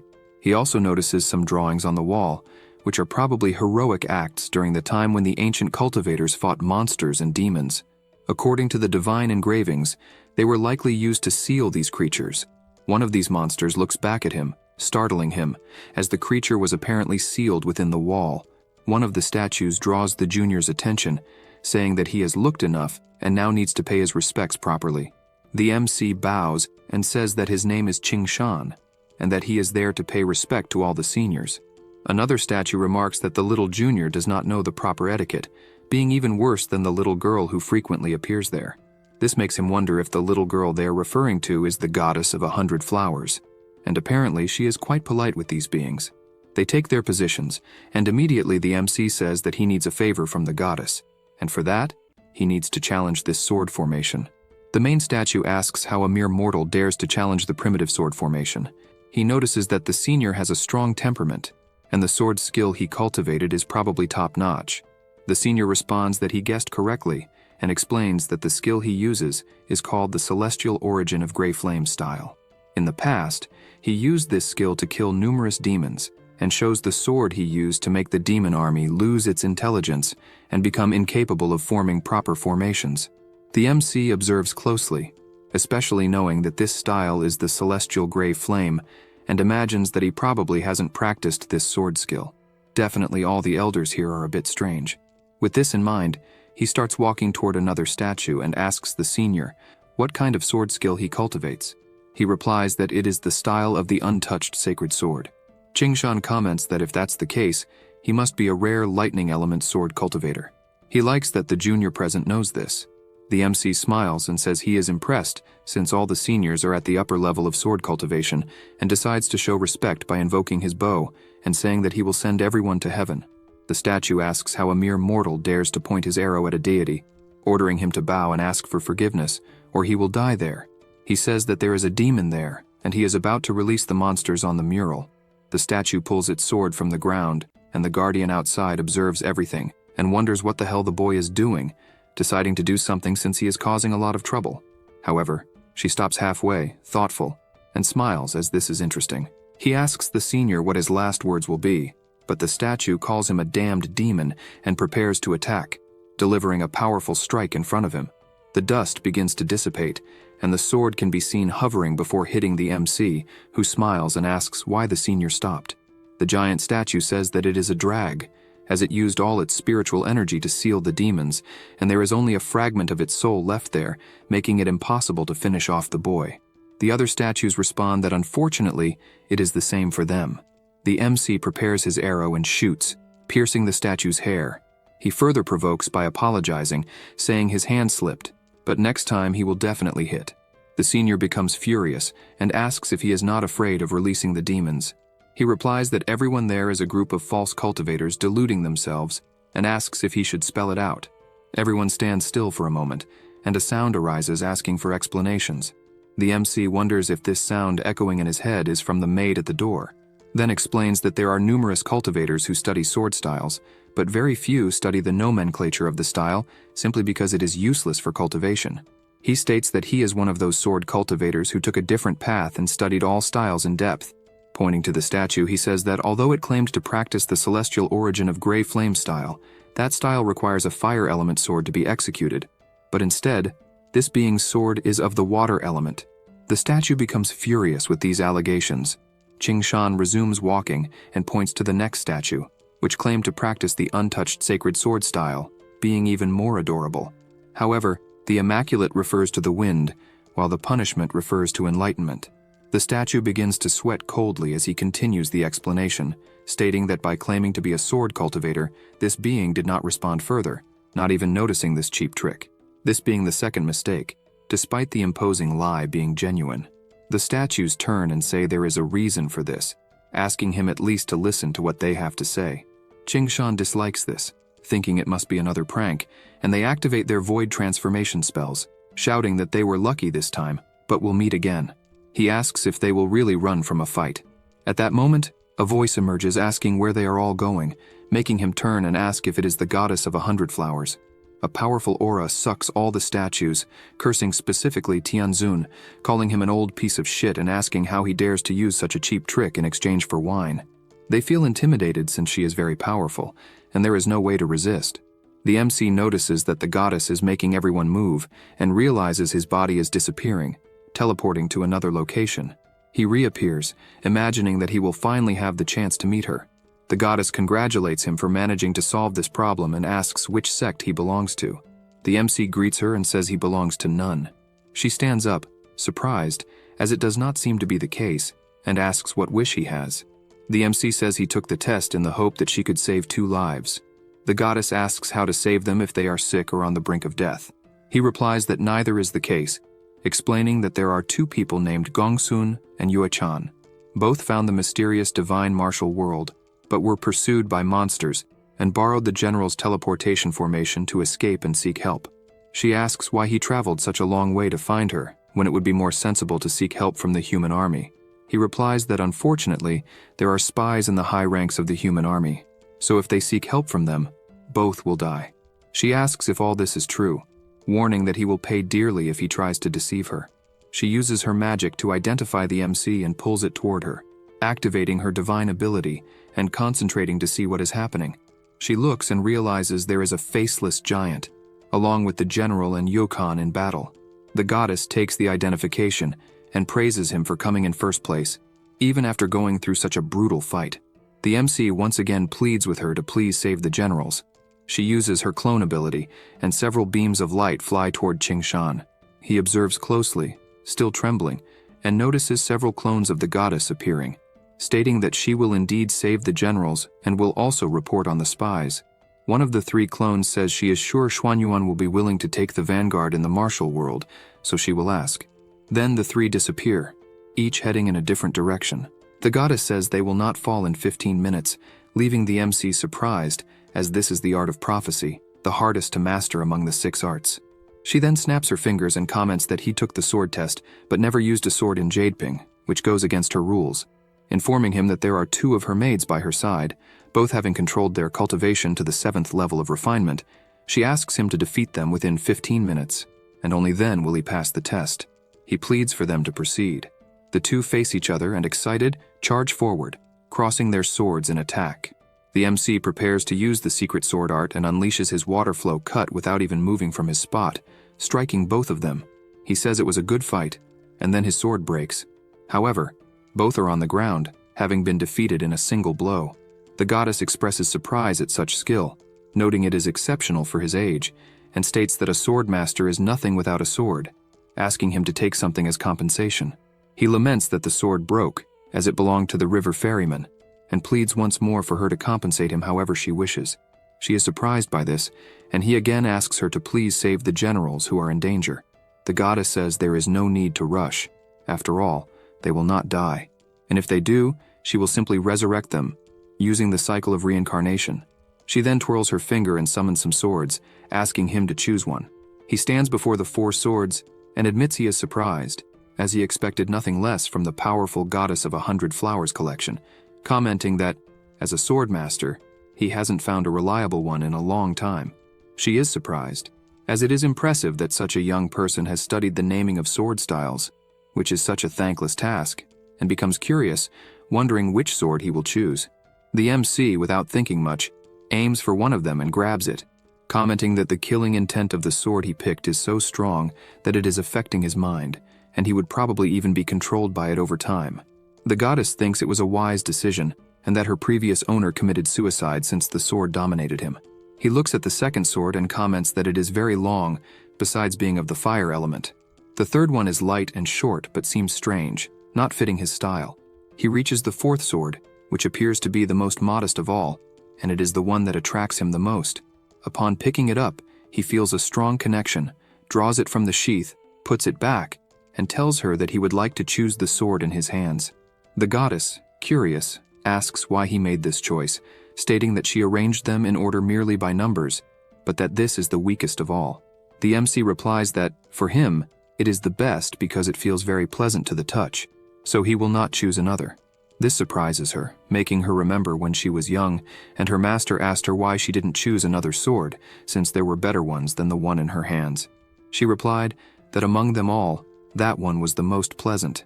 He laughed and said it was true. This memory makes her a bit nervous, and she says that the sword in his hands has been passed down by her sect for 100,000 years, and as she will be the next chief, the sword belongs to her. He begins to sweat, apologizing, as he did not know the sword belonged to Her Majesty. Bowing, he returns it, commenting that he can choose another without any problem. She says it's fine, as in her youth, she made wrong friendships and ended up following a different path, ceasing to use swords. She also mentions that this sword weighs 8,673 jins and has the special ability to withstand its weight. The bearer will feel only the normal weight of a sword, but enemies will feel its real weight. Moreover, as it was a sword used in rituals, it could communicate with the gods in ancient times. He is surprised by all this, as it is definitely an extraordinary sword, and it makes sense for it to belong directly to the goddess. She returns the sword to his hand and comments that someone as strong as him will be of great help with such a powerful sword.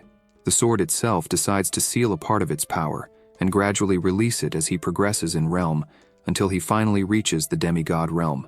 Until then, he will not be able to fully use the sealed power. The goddess says this should be enough, as her sect has been lost for a long time, and asks him to take the sword and start a new story, throwing it to him and asking him to take care. The sword responds that it will do as she requested and makes it clear that everything that happened was not her fault, so she need not feel that way. The goddess warns that the sword is so powerful that others may want to steal it, and for this reason, she has established a maximum limit of 30,000 jins. The MC grabs the sword and thanks Her Majesty. She realizes that he is as clever as she once was and asks where his family is and why he decided to join the army. He replies that his parents died in an accident when he was still young, so he needed to find a way to defend himself alone, and that now, with demons wandering, he only wishes to gain skills to combat them. She is surprised, as he is indeed an orphan, and is curious about what it was like to fight for survival alone. Jingshan replies that the only benefit of being alone is not having to worry about anyone else's mourning when they die. The goddess says she understands and asks what the disadvantages are. He replies that there are two. First, you lose to other groups when it comes to getting food, fighting, or cultivating. Second, when people are celebrating birthdays, you want to escape from there. She understands all of this perfectly, wondering if this feeling was not exactly what she went through. With this in mind, she catches the MC's attention and asks if he wants to join the sect of 100 Flowers. This invitation makes him happy, and he replies without thinking twice that he would like to. She says that's great, and comments that her clone is almost on the battlefield, and it would be interesting for them to see what is going to happen. Reciting her secret ability, she summons the Mirror of the 100 Flowers. Meanwhile, on the battlefield, the faceless giant prepares and delivers a powerful punch to the ground, throwing the general away. A voice in the sky warns that the great human master is near and asks the monsters not to retreat, but to annihilate everyone. They prepare to obey this order, and Yue-chan simply rises, preparing her possible last attack with the strength she has at the moment, asking to kill as many as she can. Gongsun begins to stand up and, smiling, says to let it be, asking to see who can kill more demons with the last strike. She finds it funny since the demons are preparing to cast a mutual destruction spell. He laughs and says that this life has definitely been worth it, because he could fight alongside General Ling. The MC and the goddess emerge from the Mirror of the 100 Flowers, and he shouts that it's a drag, as they won't make it in time. She, once again, says there's no need to rush, ordering her clones to save the two before the spell is activated. Immediately, her copy uses the sacred ability Chambers of the Sleeves, and the power heads toward the demon's magic circle. Gongsun, not understanding anything, asks what is happening since the enemy's spell has failed. Yue-chan notices a power overflowing in her body and is also confused about what is happening. Then they are both teleported from the location, and the demon's magic is activated, causing a massive explosion that leaves a crater in the area. The goddess asks how they dare to try to kill humans in her presence, saying this while looking at the faceless giant. But suddenly something appears in the sky, making her turn and ask if, by any chance, it is the commander of the demon army. A black dragon appears, asking who the person is there, and lunges for the attack, as it cannot accept that they have dared to save humans in front of it. Flying toward the goddess's clone, it is blocked by a magical barrier.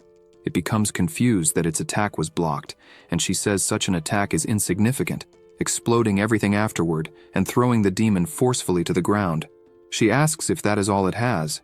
The dust begins to settle, and the demon appears, enraged that its humanoid form has been revealed, which means that the woman there is not insignificant. The goddess, watching from above, realizes it is a shape-shifting demon and orders her clones to counterattack. One of the clones activates its ability, Metal of the Five Phases. Several thunderclaps emerge in the sky, leaving the demon confused, not knowing what is happening, until it realizes that this is the ability Metal of the Five Phases Panlong. A huge dragon appears ready to devour it, and upon reaching it, she orders it to burn. With the demon inside its belly, the dragon begins to ignite from within, but senses that the enemy is retaliating. She is surprised, as they are counterattacking, and disappears, saying she'll be back soon and that they will meet at the Palace of the 100 Flowers. He is confused by this, but realizes he is in the palace, unable to believe that all this time he has been under the illusion of the mirror of the 100 Flowers, and her power is definitely incredible. Suddenly, several items fall to the ground and the MC realizes they are high-level demon talismans, trying to understand when she took them and how she can be so skilled at stealing things. The goddess snaps her fingers, saying that demons indeed have a lot of good stuff and is glad she didn't waste her trip. He cannot believe that the goddess really stole the demon's equipment. If you enjoyed this video, subscribe to the channel, hit the bell icon, and like the video. Thank you.